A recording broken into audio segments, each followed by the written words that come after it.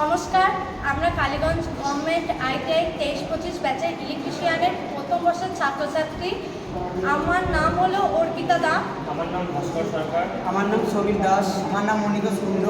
আমাদের প্রতি বছরের ন্যায় এবছরেরও একটি প্রজেক্ট করেছি।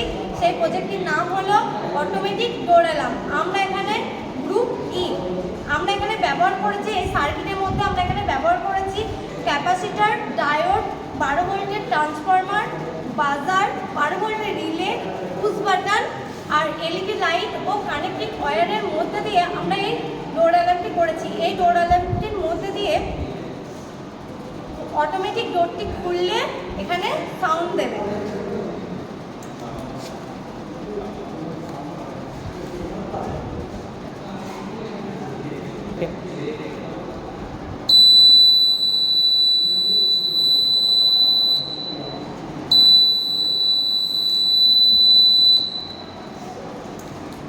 আমরা এই গ্রুপ প্রজেক্টটি কমপ্লিট করেছি আমাদের টেডের স্যারের অনুমোদিত।